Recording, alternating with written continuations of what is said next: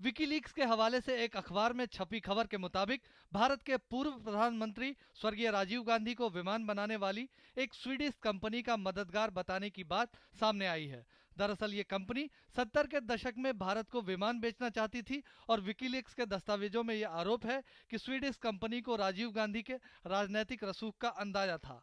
हालांकि उन्हीं दस्तावेजों में यह भी कहा गया है कि स्वीडिश कंपनी के दावों को ना तो सत्यापित किया जा सकता है और ना ही झुठलाया जा सकता है।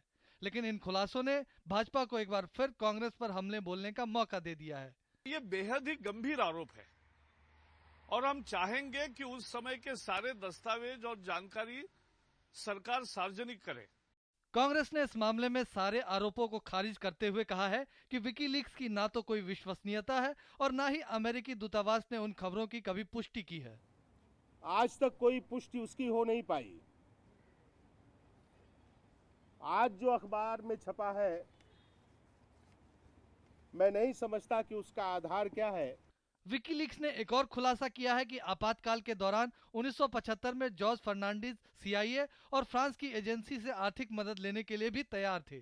कांग्रेस ने इस मामले में भाजपा को आड़े हाथों लेते हुए पार्टी से यह सवाल भी पूछा है कि क्या वो विकीलीक्स द्वारा जॉर्ज फर्नांडिस के बारे में किए गए खुलासों से भी सहमत है। वो भी सच है कि उनको सीआईए से पैसा मिलता था या पैसा उन्होंने मांगा था। एक और दूसरे देश का नाम है, फ्रांस का नाम भी उसमें लिया गया है, जिससे उन्होंने कहा भाई कोई लिंक बना के हमारा रिश्ता जोड़ दो। तो क्या इस कहानी को हम यहां तक खींचे कि उस समय जो आंदोलन चल रहा था या जो तोड़फोड़ की कार्रवाई हो रही थी, उस समय भारतीय जनता पार्टी समेत सारे नेता उसमें शामिल थे। दरअसल विकीलीक्स ने भारत की राजनीति को लेकर पहले भी कई खुलासे किए, लेकिन वो कुछ राजनीतिक बयानबाजियों के बाद प्याले के तूफान की माफिक जल्द शांत भी हो गए। सुधाकर दास, डीडी न्यूज, दिल्ली।